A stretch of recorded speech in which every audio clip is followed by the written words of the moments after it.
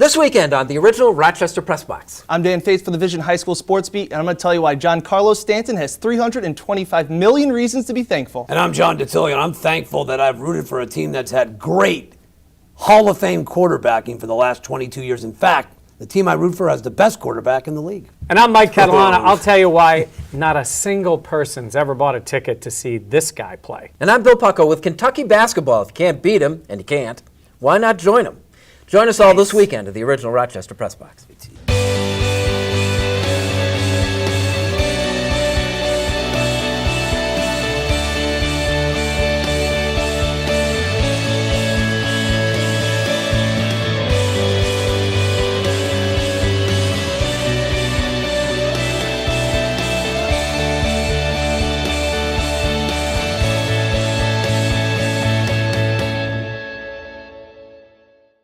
Welcome to the original Rochester Press Box, everyone. Thanks for joining us. I'm Bill Pucko, joined by John DeTullio. Billy, good to be back. Fox Sports 1280.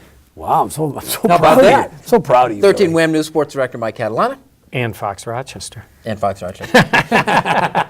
And from the Vision High School Sports Beat, and also for you're working with Michael here. I am. Danny Fates. Welcome back. Fates. Hey, Thanksgiving weekend. I hope you guys have had a great holiday and all. But let's kind of knock it around a little bit, Dan. In a sports sense, what are you grateful for? I would say I'm thankful for my fantasy football team that started out 5-1, but I've lost 4 out of 5. Nonetheless, Something deep. Nonetheless, I really love being an Atlanta Braves fan. I was thinking about that this week. They traded away a couple weeks ago. Jason Hayward was a hometown kid. Really felt bad, but it just didn't work out. He wanted more money. He said he was going to go to free agency.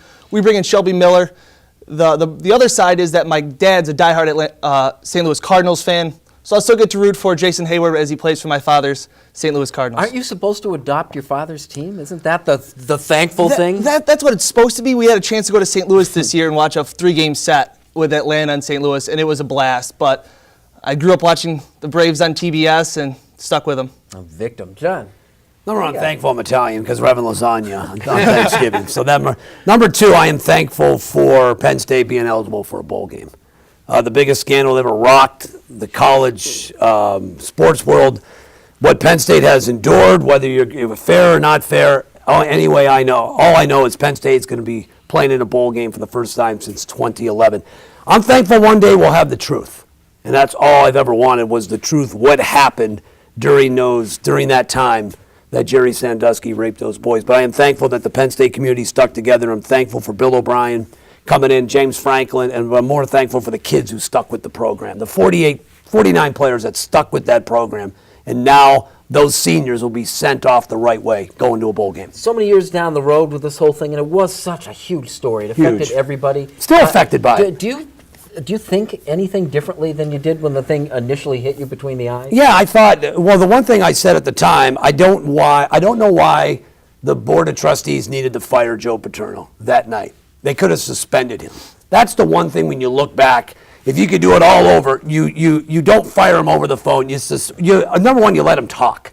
You let him hold the press conference and let him answer the tough questions. That would have alleviated a lot of the issues going on at that. The firestorm. And number two, you suspend him for the Nebraska game. Let him talk. And then, if you want to allow him coach, if not, but just suspend him for the rest of the year. Don't fire him because we still don't know the truth. We don't know the truth. To me, that still bothers me today. Michael, what do you got? I'm thankful that Kim and Terry Pagula bought the Buffalo Bills this year. And look, I didn't grow up a Bills fan. I'm not a Bills fan, but I've been lucky enough to cover the team for almost 27 years through bad times now and certainly good times before that. But what this whole process taught me and reminded me of is no matter how poorly they've played over the last decade and a half and not making the playoffs, how much people love this franchise and what an important part of their lives it is. And I can go back to when I was in college and I can remember Leonard Toews owned the Philadelphia Eagles. And he was a gambler and he had all kinds of problems. And he was on the verge of selling the team and having them move out of Philadelphia to go to Arizona. And I grew up with the Eagles, and they were not good at the time. But it was crushing me that I thought this team could leave, eventually whether to get one back or not. And I had that same feeling for a lot of Bills fans and people. It's such an important part. You talk about fathers and sons and families and everything, and it's important for Western New York. So I kind of thought all along they would get it, but once they got it done, I'm just happy that that is not an issue going forward. And I think the whole Buffalo and Western New York region's pretty happy about it, even though they'd like to see more victories and playoff spots. That's exactly what I would have said. I think that the ownership, that's exactly what I had to say, is that I think it's good that we had an opportunity to appreciate how fortunate we are to have an NFL team here, as bad as it's been. And then I would just add at a personal level, there's many great people. We've had great people in that fourth seat, Funky and Wambach and you name it, Fates.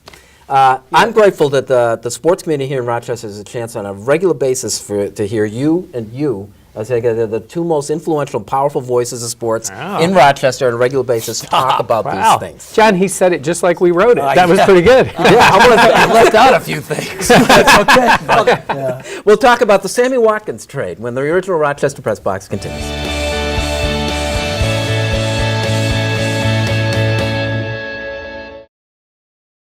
And you don't need to be Native American to realize it is offensive. And it's not politically correct. It's the right thing to do. He was an idiot for throwing him that pitch. The guy's phenomenal. He had no reason to give him anything, especially a fastball to hit. It's simply that these two guys, Ronaldo and Tom Brady, are too good looking. I like it, just don't admit to it. Everybody wants to hate on the best in the world. He's here to stay, and he wants to build something big time. The bottom line is, still nobody's going to like A-Rod. Welcome back to the original Rochester Press Box, everyone, and happy Thanksgiving weekend. The Buffalo Bills are playing against the Cleveland Browns this week. This gives us an opportunity, not focusing so much on the game, but the big deal that the Bills made with the Browns last draft day, and a chance now that we're over halfway through the next season, is to look at the Sammy Watkins trade, just what that meant. Well, it means a lot because you're giving up a number one pick, and it's always a dangerous thing to do. I tend to look at things like this and say, you've already done it. Like, they've already made the move. They will not have a first-round draft pick next year, and now you have to look at Sammy Watkins. Are you happy that he's on your team? I would say it's pretty safe to say they're pretty happy that he's there. I think he's a good player. With better quarterback play, he has the potential to be a great player.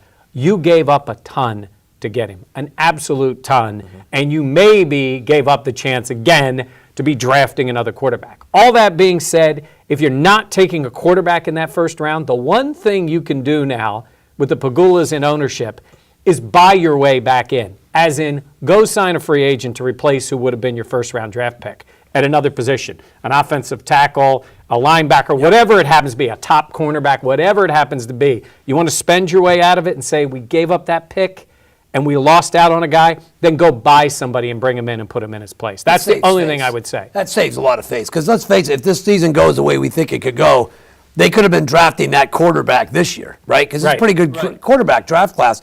I thought this was less about, more and more I thought about and hearing Russ and playing back, they wanted to make a splash. Yeah. So so they were looking to impress whoever was going to buy the team. I think this was less about E.J. Manuel and more about themselves.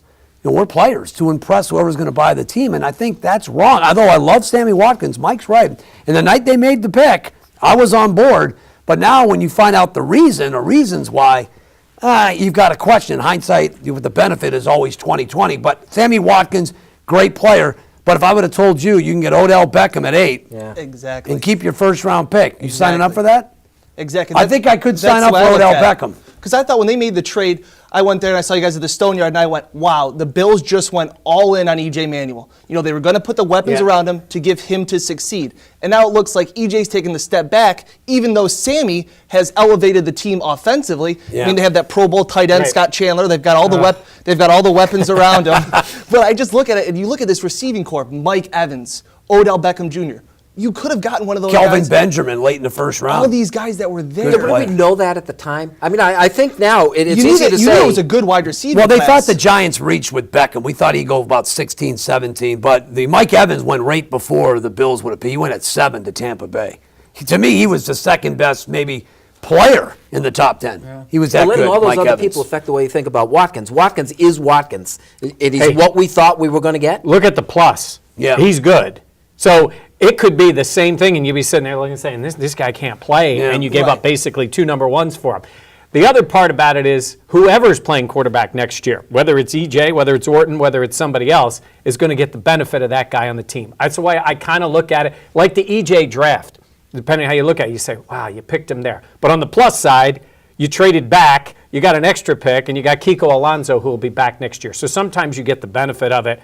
They did kind of go all in. If they had it to do over again, Well, that's what I want to ask you. Just quickly, the one where if they had it to do over again and they see these other guys, I think they might have not made that move as good as they think that Sammy is. If you're cutting the cord on EJ after 4 games, why make the deal?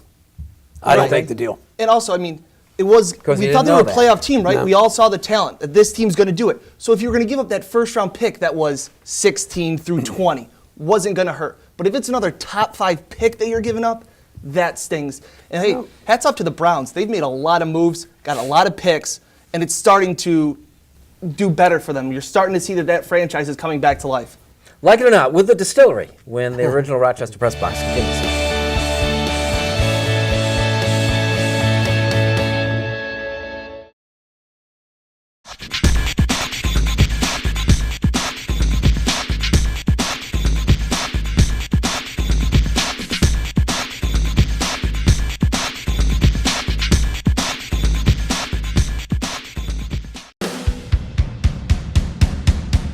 This segment of the Rochester Press Box is brought to you by The Distillery. 4 convenient locations, The Distillery, your choice destination for Sunday brunch with great food and drink specials, plus all of the games.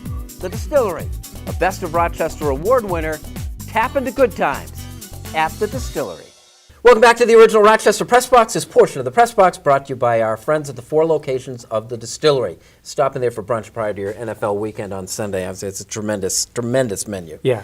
Well, and also I go there, when the Bills aren't playing with my Eagles buddies at the Distillery. That's right. It's an Eagles bar. Oh my God. It's not Eagles technically nest. an Eagles bar, but it becomes one on Mount Hope when they're playing. You hear the chants, the singing. Yeah. And that's Johnny, when the game's not even on. Like it or not, John, what we've learned over the course of the year in terms of leagues taking a stance in player discipline. Like what? I haven't learned anything. I don't know what. I mean, listen. What I've learned is that the majority of players are good people. Let's face it. There's a few knuckleheads in each league. But what I find, we'll start with the NFL. The NFL can't police its league. You can't have one guy try to police it. I'm all in favor of an independent counsel and arbitrator to rule. And I've never been in favor of commissioners at any level. I'm always in favor of a czar. I don't see how a guy cannot be a shill for the league when he is in fact paid by the owners. So there's a conflict of interest there. What I would do is I would have, each league should have an independent counsel to judge each case or to render some sort of suspensions. Now we're starting to get into domestic violence issues. What the heck does a commissioner know to do about domestic violence or about child abuse? I mean, guess He's what not he thinks versed. he's got a handle on the Who's first versed one? in that? Who is versed in handing down suspensions for domestic violence or child abuse? Go ahead. Name me someone. Can we revive the discussion about firing Goodell? I think every time he's injected himself into one of these things, he's handled it poorly. Yes. I really think he has. And to John's point, I'm not judging. I don't know enough about it, but I'm not judging Adrian Peterson and what's right and wrong. People who are versed in that should have been brought in. Yes. That should have been the plan. I think he handled it poorly from the beginning to the end. He never knew what tone to take, and he serves too many masters. He's involved in some form with the players, but he works for the owners. I think it's a terrible setup. I mean, to I'm with his John. point, though, I mean, we're not thinking anything badly about Goodell if he's not involved in this process. Right. We'd have no other grounds with which Hey, to the owners criticize this guy. owners wanted to just do this. You handle all our dirty laundry. Right. And the players said, okay, Right. that's fine. We're getting more money out of this. Exactly. Go They ahead, signed up we'll for that. do it. They Now it's signed up. biting them on both sides. But this was all PR move anyway with the Adrian Peterson case by the league. Danny, like it or not, we've got Division I college hockey coming to Arizona State. It's awesome. Obviously, they've got $330 million to start a team up. Arizona State's a great college. And even before that, I have buddies that play college hockey, club hockey around the area. And before that, they were telling me, before this happened, Arizona State's club hockey team is dynamic. It's great. And they are. You see, Penn State did it thanks to Pagula. He revived that. Now Penn State's got the D1 team going now.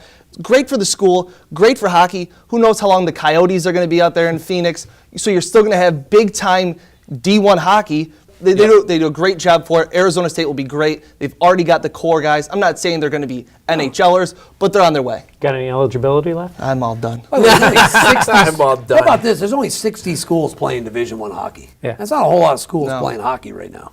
It's a D1 level. Mike, like it or not, just quickly, the splash Michelle Roberts made as her position as the union chief in the NBA. Yeah, when she came out talking about basically it's a players' league and talked about how the owners shouldn't be getting 50% of the revenue and talked about why don't we suit up the owners and see how many people show up. And that the players are indispensable. Look, in a general sense, the players are indispensable. They are the game. But not in a specific sense, because every player just about is dispensable. Outside of maybe, say, LeBron now and Jordan before, you have guys that are popular and it brings the league around and it makes the league more valuable.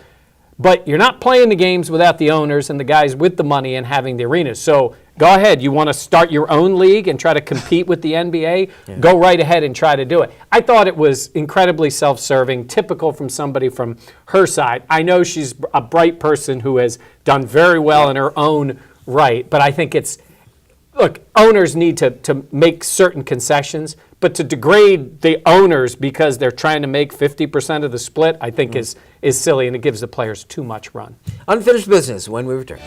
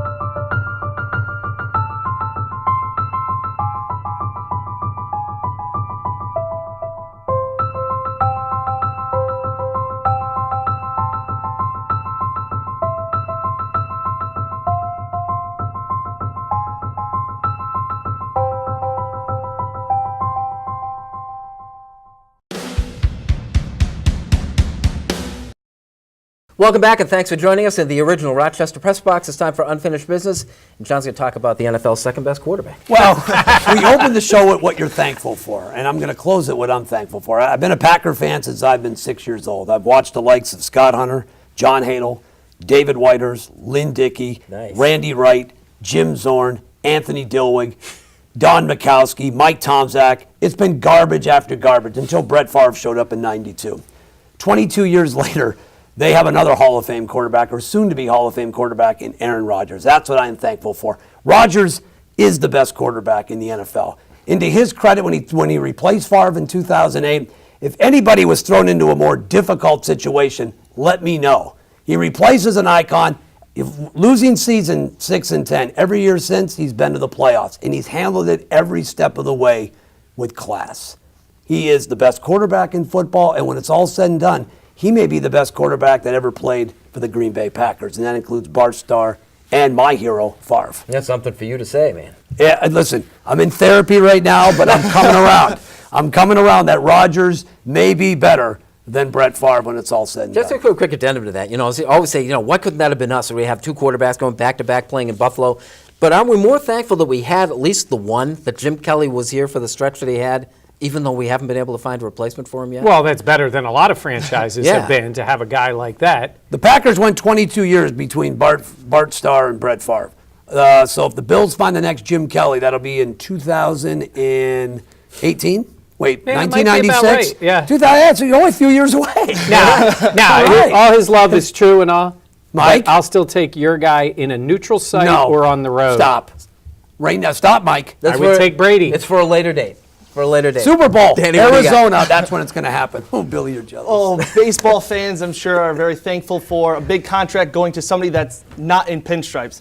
Giancarlo Stanton has 325 million reasons to be thankful that he plays baseball and not football, because that's all guaranteed if he wants it. He's got over $106 million will be for the first few years of the contract. I think it's 5 years of his 13-year, $325 million contract. Then he can offer out of it. The contract's backloaded, so the last 3 years are each $30 million.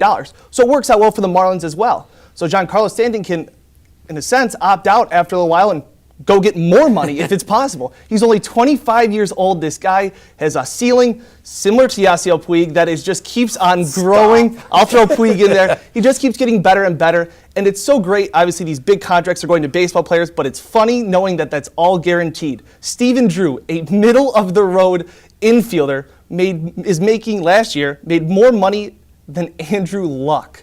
You just think about how funny some of that stuff is. Yeah, funny, unless you're Andrew Yeah. Luck. Exactly. Well, what Dan says fits right into what I'm talking about. I'm not talking about Stanton, because obviously Stanton's one of the great young players. I mean, he's no Mike Trout, Right. but he's a great young player that he's playing in the game.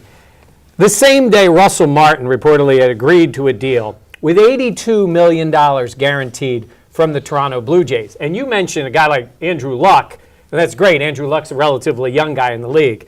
$82 million guaranteed for Russell Martin, a career .259 hitter, albeit a pretty good all-around catcher, is $21 million more guaranteed money than any current NFL contract. More guaranteed money than Peyton Manning, more guaranteed money than Kaepernick's deal, more guaranteed money than the second-best quarterback in the NFL, Aaron Rodgers. Boy. $82 million guaranteed for Russell Martin. There is yet to be a single person in the world who has ever purchased a ticket to go to the game to see Russell Martin play outside of Russell Martin's family. But that's baseball. Guaranteed money. I'm glad they enjoy it. That's what the NFL should have fought for in their last agreement. Yeah. Complaints about things that we're facing. We're only just beginning to hear the complaining about the Kentucky basketball team, the white and the blue squads. He's actually playing in rotation, and people think that those might be the two best teams in college basketball. I'm a big fairness guy. I like salary caps. I like level playing fields and stuff. But for all the people who are complaining about Kentucky, the one thing that I don't understand is why doesn't somebody else in college basketball take the Calipari model and do it? He doesn't have an absolute right to every one of the one-and-dones out there in college basketball. It's a situation, it seems, it's ripe for another college to just say, you know what, we're going to do it that way. He works harder, he succeeds at it. It's a winning formula, and I have a difficult time complaining about it. He has a little higher payroll than some of the other schools, though. Oh, the payroll of the college. That's right, he's sending out Russell Martin. They go to the NBA. Yeah, Is that what they say? Hey, we'd like to thank our friends at the Distillery, the 4 locations of the Distillery, for sponsoring the original Rochester Press Box. John, thank you. Happy Thanksgiving. Billy, to you and your family. Mike? Thank you again. Danny, thanks for joining us. Thanks for having me. Thank you for joining us, and we'll see you next week on the original Rochester Press Box.